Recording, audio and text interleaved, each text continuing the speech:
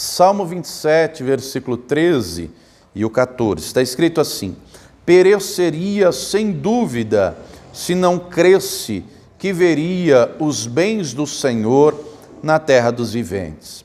Espera no Senhor, anima-te, e Ele fortalecerá o teu coração. Espera, pois, no Senhor. Somente até aqui. O salmista, quando escreve este salmo, você sabe que a maioria dos salmos foram escritos por Davi.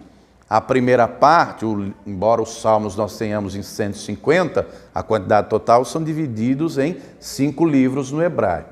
O primeiro inteiro foi escrito por Davi, que vai até o Salmo 41. Davi é homem segundo o coração de Deus. Ele inclinou o coração a Deus. Mas isso não o isentou de viver aflições, lutas, problemas. Quando ele escreve esse salmo, ele está cercado. A aflição é grande. Só que ele aprendeu a não deixar a emoção falar mais alto. A emoção muitas vezes é dura, amados. Todos nós temos alma, todos nós temos sentimentos, todos nós temos emoções. Só que o homem de Deus, a mulher de Deus não pode viver por emoção, vive pela fé.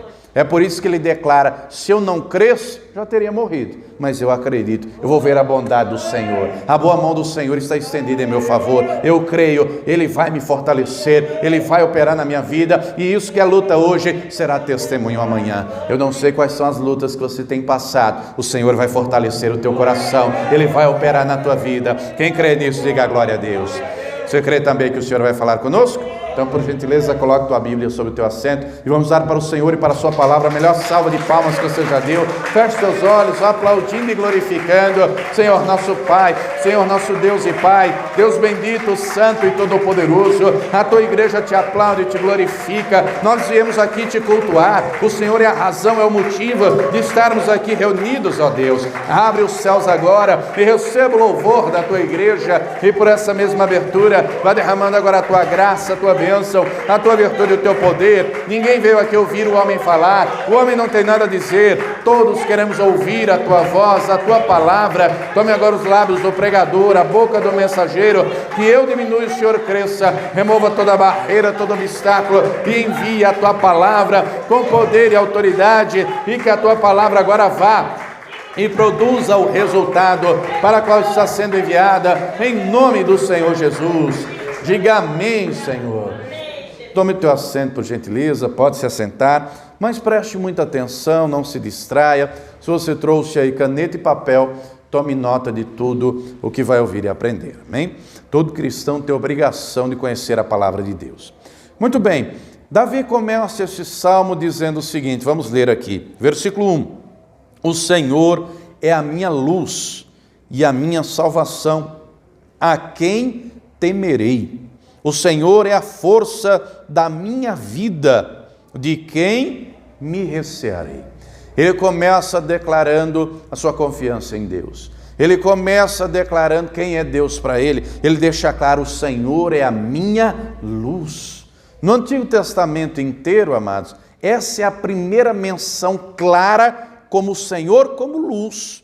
Nos outros textos, diz que o Senhor cria luz, lá em Gênesis haja luz, só que aqui Davi está dizendo de maneira clara: o Senhor é a minha luz. No Novo Testamento, o próprio Senhor Jesus vai dizer isso, João 8,12, eu sou a luz do mundo, aquele que me segue não andará em trevas.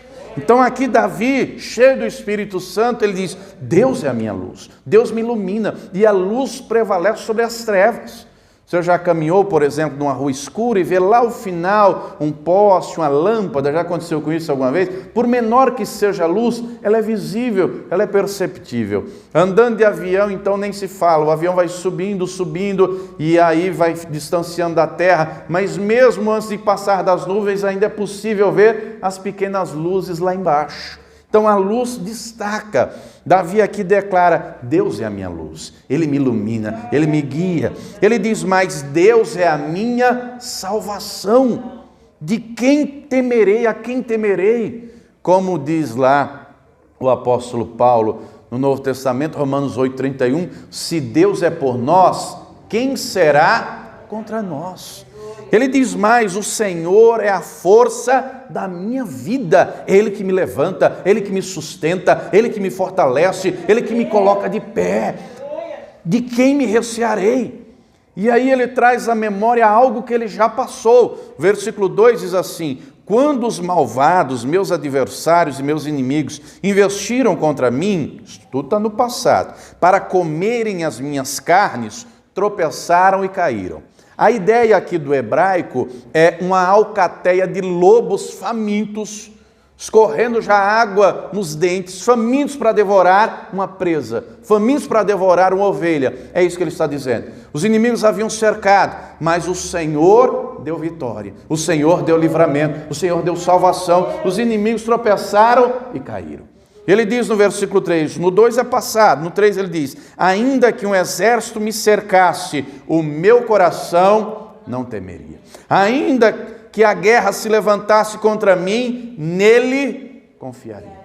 Como ele aprendeu a ter essa fé? Como ele aprendeu a ter essa confiança inabalável, que ainda que um exército inteiro se levantasse, o Senhor seria com ele, o Senhor lhe daria vitória, o Senhor lhe daria livramento. De onde ele tira isso? Ele aprendeu porque, em primeiro lugar, ele inclinou o coração para o Senhor, e o coração inteiro. Diz lá, segundo livro de Crônicas 25, versículos 1 e 2, fala do rei Amazias. O texto diz que o rei Amazias andou nos caminhos do Senhor, porém não com o coração inteiro. Davi aprendeu a servir o Senhor com o coração inteiro. Ele aprendeu a buscar a Deus. Ele mesmo vai dizer, versículo de número 8, quando tu disseste: buscai o meu rosto, o meu coração te disse a ti: o teu rosto, Senhor, buscarei. Isso está na lei de Moisés. O Senhor dá ordem a todo o seu povo para buscar a Ele, a face dEle, a presença dEle. Davi compreende que isso é um dever pessoal, isso é um dever particular, e ele se dedica, e ele se empenha, e ele se esforça. Ele inclina o coração para Deus como um adorador, não só como um adorador, mas como discípulo. Ele quer aprender de Deus, ele quer servir a Deus. Olha o versículo de número 11, diz assim: ensina-me, Senhor, o teu caminho e guia-me pela vereda direita. Ele se dispõe a aprender de Deus, ele tem espírito ensinado, ele quer aprender a palavra do Senhor, ele quer viver o que ela ensina, ele medita nela, ele tem prazer nessa palavra e ele tem prazer na presença do Senhor. Olha o que diz o versículo 4: uma coisa pedi ao Senhor e a buscarei, que possa morar na casa do Senhor todos os dias da minha vida, para contemplar a formosura do Senhor e aprender no seu templo. Ele anseia pela presença de Deus, ele ama a presença do Senhor, ele quer estar na presença de Deus continuamente, constantemente. Note um detalhe: o templo aqui ainda não havia sido construído. O templo foi construído por Salomão, filho de Davi, após a morte de Davi. Se você ler o primeiro livro de Crônicas, termina o capítulo 29, narrando a oferta que ele mesmo, Davi, faz para a construção do templo, ou a oferta que ele chama o povo a trazer, a oração dele em ação de graça, agradecendo a Deus por aquele momento feliz, e depois narra a morte dele. Quem vai começar a construção e completar é Salomão. Só que aqui o templo não se refere tão somente à estrutura física, se refere à presença do Todo-Poderoso. No Novo Testamento, o Senhor Jesus vai responder à mulher samaritana, lá em João 4, ela pergunta dizendo: olha, nossos pais dizem que tem que adorar aqui em Samaria, nesse monte. Os judeus dizem que tem que adorar lá em Jerusalém, no templo. Onde é o lugar de adoração? Jesus responde dizendo: Deus é Espírito e Ele procura os verdadeiros adoradores que o adorem em Espírito e em verdade, que tem prazer em estar na presença dEle, que busca a glória dEle, independente do lugar. É claro que nós temos que congregar, ter o templo para vir, para buscar, só que ele não se refere tão somente aqui ao templo literal, as paredes, a estrutura em si. Ele está falando da presença do Todo-Poderoso. Essa presença traz refrigério à alma, essa presença que traz descanso. Por isso que ele diz no versículo 5: no dia da adversidade me esconderá no seu pavilhão, no oculto do seu tabernáculo me esconderá, por-me-á sobre uma rocha. No dia da adversidade, É o dia da luta, é o dia do problema, é o dia da dificuldade. No dia da dificuldade, eu vou estar firmado numa rocha. No dia da dificuldade, eu vou estar firme, eu não vou desistir. Ele está neste momento trazendo à memória o que ele já vivenciou. Ele aprendeu a inclinar o coração a Deus, a buscá-lo. Ele sabe que o Senhor o fortalece, o Senhor o renova. E ele sabe também que Deus tem poder de operar mais uma vez na sua vida. Olha o que diz aqui no versículo de número 6. Também a minha cabeça será exaltada sobre os meus inimigos que estão ao redor de mim. Pelo que oferecerei sacrifício de júbilo no seu tabernáculo. Cantarei, sim, cantarei louvores ao Senhor. Então, mais uma vez, ele se vê cercado de inimigos. Mais uma vez, os inimigos o rodeiam. Mas acima dos inimigos, e queridos, nesses dias aqui, Davi, não há unanimidade a respeito do momento exato que Davi escreve esse salmo. Dizem alguns que foi, quem sabe, quando ele fugia de Saul, sendo perseguido de morte. Outros dizem que foi quando ele fugia de Absalão, seu filho, que o perseguia para matar. Outros dizem que foi quando contra uma batalha dos filisteus. Independente da situação, ele diz de maneira clara, os inimigos estão ao meu redor. Mas ainda que os inimigos estejam ao redor, correndo risco de morte iminente, e quando a adversidade vem, a emoção aflora, seja medo, seja preocupação, seja angústia, seja ansiedade, seja insegurança, seja o pensamento, eu estou sozinho e agora o que eu faço? Todas essas emoções vêm em qualquer pessoa, em qualquer ser humano. Mas acima do estar cercado dos inimigos, acima das emoções que lhe afloram, ele declara, também a minha cabeça será exaltada, Deus vai me livrar, Deus vai me dar vitória. A emoção pode vir, a emoção pode chegar, mas o meu Deus é poderoso, Ele vai me exaltar, Ele vai me abençoar, eu vou louvar a Ele, eu vou oferecer sacrifício de louvor.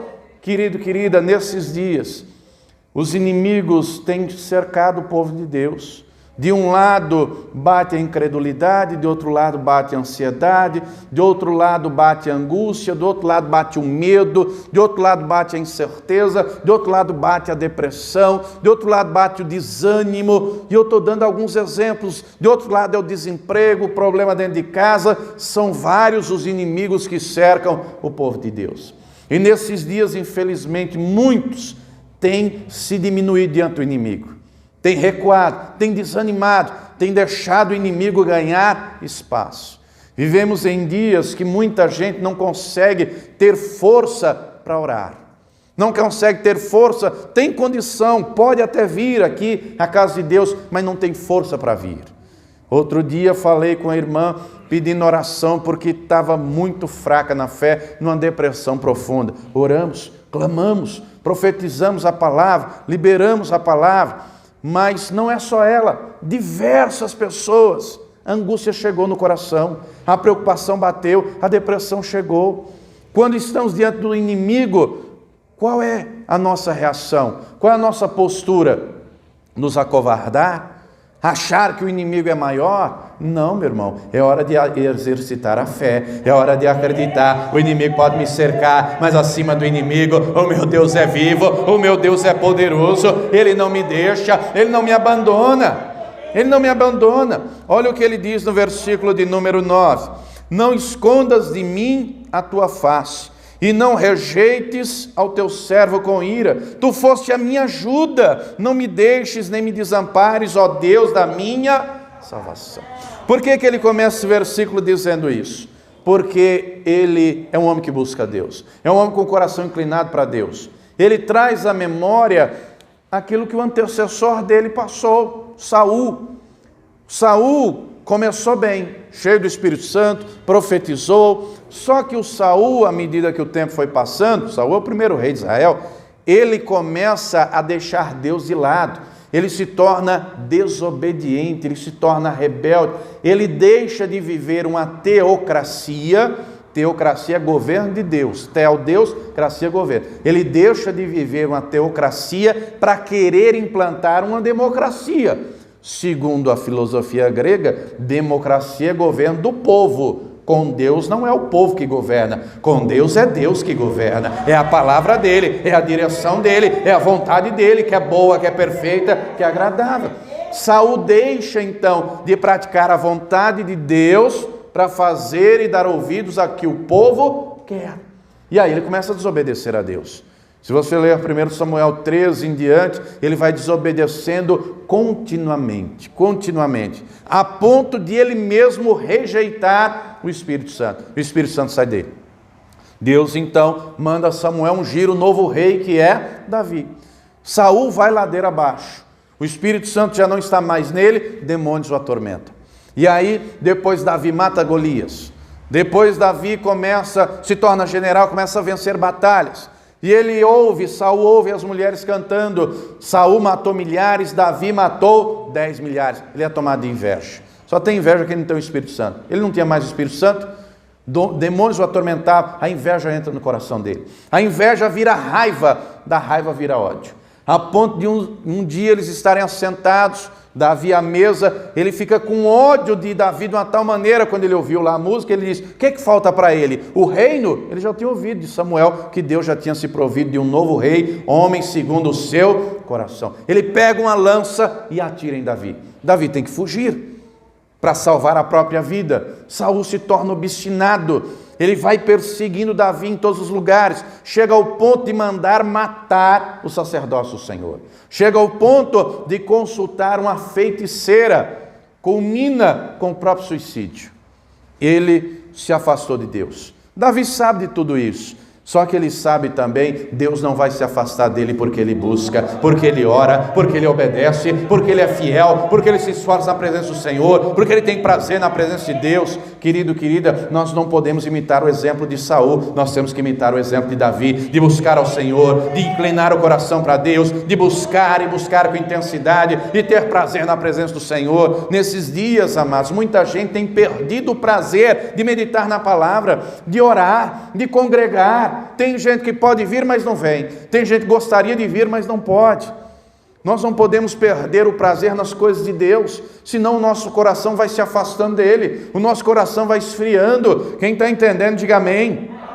Ele sabe que Deus o ajuda, ele sabe que Deus o auxilia, ele sabe que acima da emoção está a fé no Todo-Poderoso. No versículo 10 ele diz assim, porque quando meu pai e minha mãe me desampararem, o Senhor me recolherá. Quem ama mais no mundo não é do que o pai e a mãe amam o filho. Dizem que o amor que mais se aproxima do amor de Deus para conosco é o amor de uma mãe para com o filho. Só que Davi demonstra que o mais alto do amor humano não se compara ao amor do Todo-Poderoso, que é um amor fiel, é um amor que protege, é um amor que guarda, é um amor que ama irrestritamente, ama com vontade, ama com sinceridade. Ele conhece o amor de Deus porque ele anda na presença do Senhor. E querido, querida, Deus quer que estejamos na presença dele, que tenhamos prazer em buscá-lo, tenhamos prazer em estar na casa dele, em orar e meditar na palavra, tenhamos prazer em praticar o que ela ensina, o que é justo, o que é reto, o que agrada ao Senhor.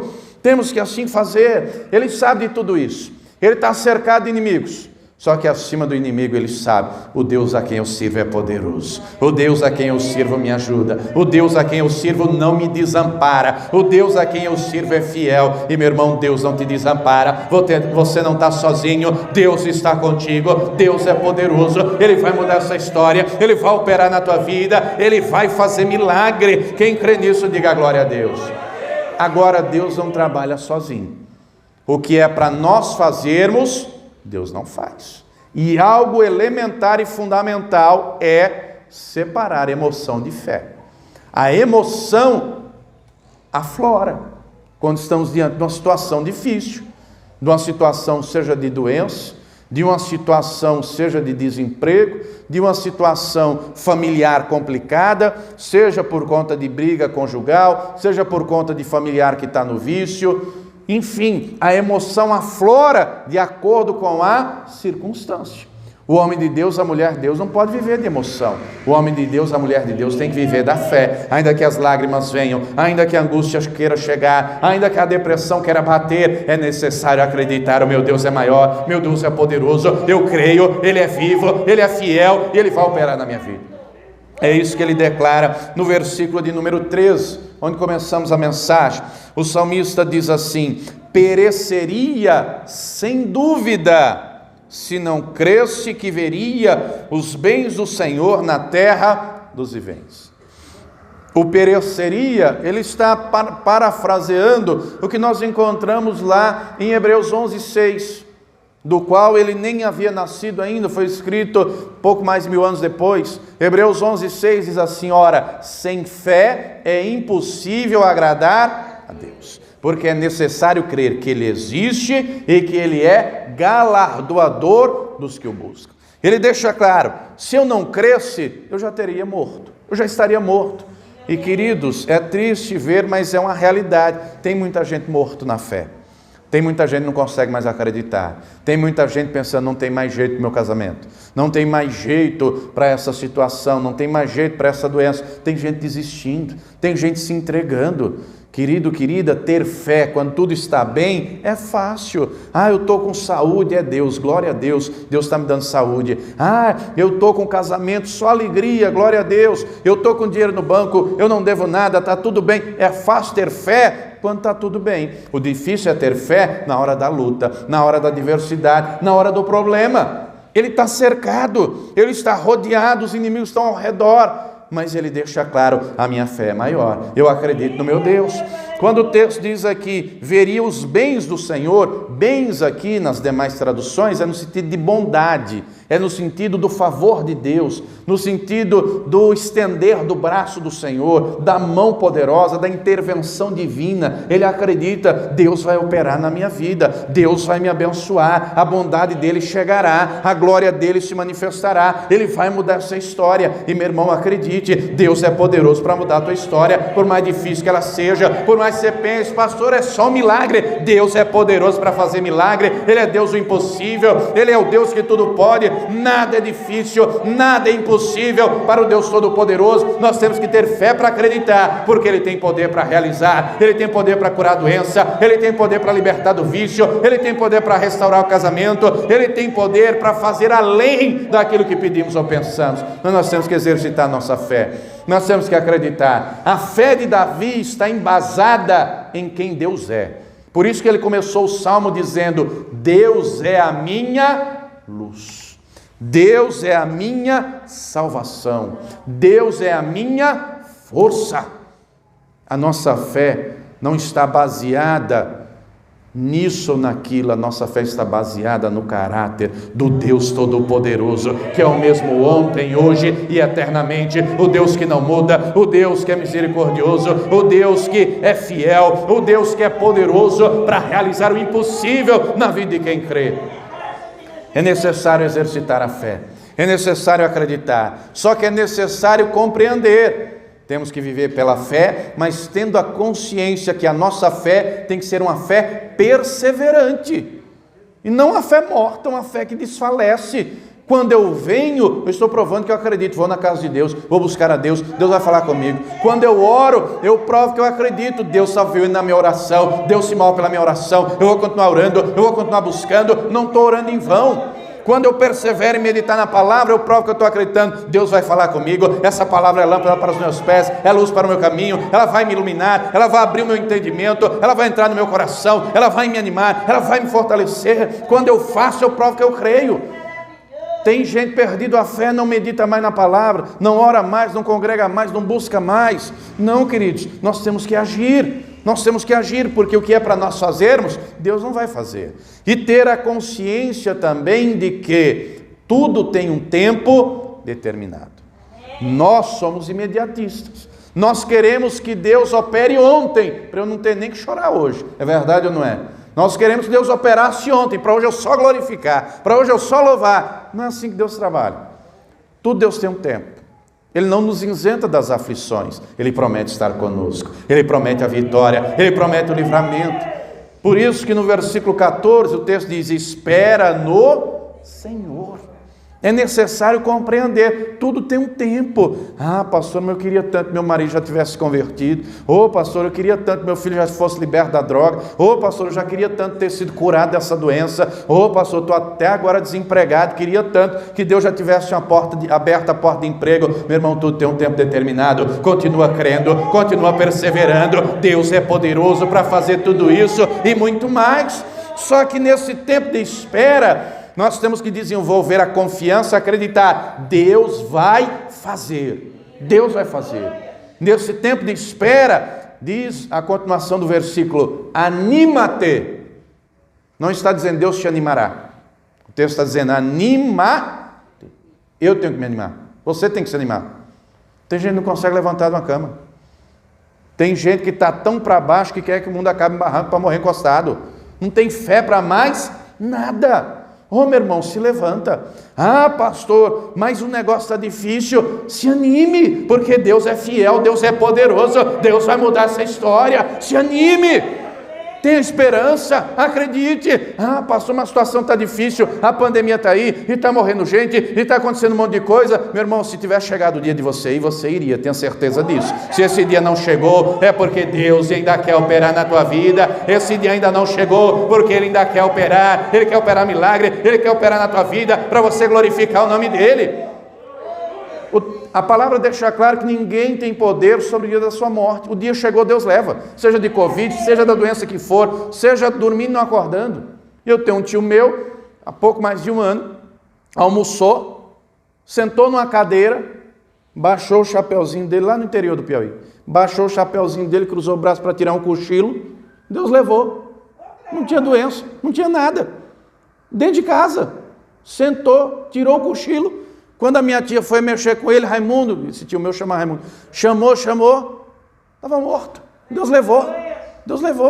Chegou o dia, queira ou não queira, Deus vai levar. Agora, até esse dia chegar, se não chegou para mim e para você, é porque o nosso Deus continua trabalhando na nossa vida, é porque Ele é poderoso, então você pode se animar, Deus está no controle da tua vida, Deus é fiel, e você se animando, e você orando, e você se levantando, e você crendo, Ele vai fortalecer o teu coração, Ele vai operar na tua vida, Ele vai mudar essa história, Ele vai transformar essa luta em testemunho, Ele vai te livrar dos inimigos, e você vai glorificar o nome dEle, você vai exaltar, você vai dizer, valeu a pena crer, valeu a pena orar, valeu a pena perseverar, valeu a pena, Senhor, buscar a tua face. Deus é vivo, Deus é fiel. Se anima, meu irmão, Ele fortalece teu coração, Ele te renova, Ele te enche com a glória e com o poder dEle, e Ele vai operar na tua vida. Quem crê, diga glória a Deus. Se coloque de pé, porque agora nós vamos orar, agora nós vamos buscar a face do Todo-Poderoso. É hora de exercitar a fé. Davi sabe que acima dos inimigos, Deus exaltará a sua cabeça. Ele aprendeu a confiar em Deus. Ele aprendeu a esperar no Senhor. Ele tem convicção, Deus vai me ajudar.